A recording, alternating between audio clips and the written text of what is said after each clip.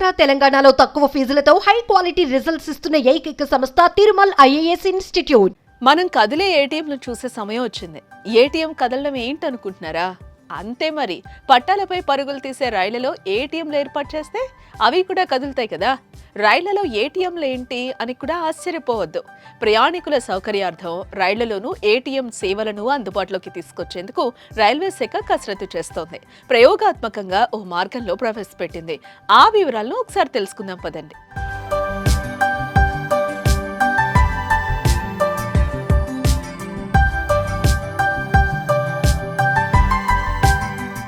దేశంలో డిజిటల్ చెల్లింపులు వేగంగా పెరిగినా అవసరానికి చేతిలో డబ్బులుండాలి.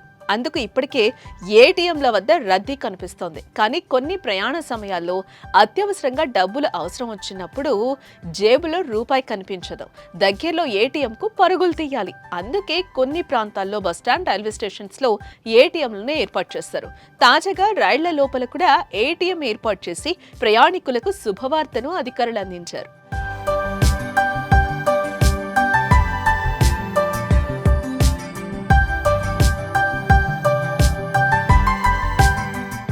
సెంట్రల్ రైల్వే తొలిసారిగా ముంబై మన్మాడ్ పంచవటి ఎక్స్ప్రెస్ లో ఏటీఎంను రైల్వే అధికారులు ఏర్పాటు చేశారు.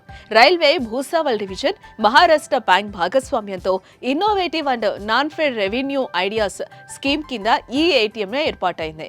తాత్కాలిక ప్యాంట్రీగా ఉపయోగించిన స్థలంలో ఏటీఎంను ఏర్పాటు చేశారు. ఏసీ కోచ్ల దగ్గర దీన్ని ఏర్పాటు చేసినప్పటికీ రైల్లోని మిగిలిన బోగీల్లోని ప్రయాణికులకు తెలిసేలా చర్యలు తీసుకున్నారు. రైలు కదులుతున్నప్పుడు భద్రత పరంగా ఎలాంటి ఇబ్బందులు లేకుండా ఉండడానికి దీనికి షట్టర్ డోర్ ను కూడా అమర్చారు. ట్రయల్ రన్ లో మంచి ఫలితాలు వచ్చాయని, ఇక ప్రయాణికులు కదులుతున్న రైల్లో నగదు విత్డ్రా చేసుకోవచ్చని Bhusawal divisional railway manager Pandey తెలిపారు. ఏటీఎం 24 అవర్స్ సీసీటీవీ పర్యవేక్షణలో ఉంటుందని ఆయన అన్నారు.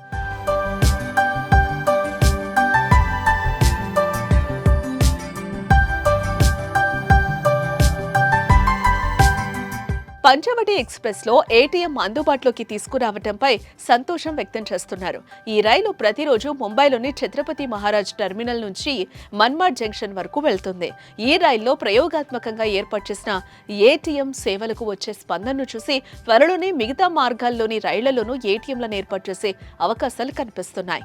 రైల్లో ఏటీఎంపై మీ అభిప్రాయాన్ని కామెంట్ చేయండి. ఇది ప్రయాణికులకు ఉపయోగకరమో కాదో చెప్పండి.